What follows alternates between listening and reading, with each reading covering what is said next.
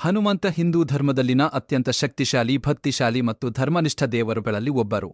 ಅವರು ಶ್ರೀರಾಮನ ಪರಮಭಕ್ತ ಮತ್ತು ಚಿರಂಜೀವಿ ಎಂದು ಪ್ರಸಿದ್ಧರು.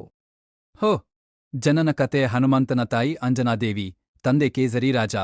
ವಾಯುದೇವರ ಆಶೀರ್ವಾದದಿಂದ ಹನುಮಂತನ ಜನನ ಆಯಿತು. ಆದ್ದರಿಂದ ಅವರನ್ನು ಪವನಪುತ್ರ ಎಂದೂ ಕರೆಯುತ್ತಾರೆ. ಬಾಲ್ಯದ ಕಥೆ. ಬಾಲ್ಯದಲ್ಲಿ ಹನುಮಂತ ಸೂರ್ಯನನ್ನು ಹಣ್ಣು ಎಂದು ಭಾವಿಸಿ ಹಿಡಿಯಲು ಹಾರಿದರು. ಇದರಿಂದ ದೇವೇಂದ್ರ ಕೋಪಗೊಂಡು ವಜ್ರದಿಂದ ಹೊಡೆದನು. ವಾಯುದೇವರು ದುಃಖಗೊಂಡು ಪ್ರಾಣವಾಯುವನ್ನು ನಿಲ್ಲಿಸಿದಾಗ ಎಲ್ಲ ದೇವರುಗಳು ಹನುಮಂತನಿಗೆ ವರಗಳನ್ನು ನೀಡಿದರು. ರಾಮಾಯಣದಲ್ಲಿ ಪಾತ್ರ ಹನುಮಂತನು ಸೀತಾದೇವಿಯನ್ನು ಲಂಕೆಯಲ್ಲಿ ಕಂಡುಹಿಡಿದನು. ಶ್ರೀರಾಮನ ಉಂಗುರವನ್ನು ಸೀತೆಗೆ ನೀಡಿ ಧೈರ್ಯ ತುಂಬಿದನು. ಲಂಕೆಯನ್ನು ದಹನ ಮಾಡಿದನು. ಲಕ್ಷ್ಮಣನ ಪ್ರಾಣ ಉಳಿಸಲು ಸಂಜೀವಿನಿ ಪರ್ವತವನ್ನು ತಂದನು. ಗುಣಗಳು ಭಕ್ತಿ, ಶಕ್ತಿ, ಜ್ಞಾನ, ವಿನಯ ಹನುಮಂತನ 4 ಮಹಾಗುಣಗಳು.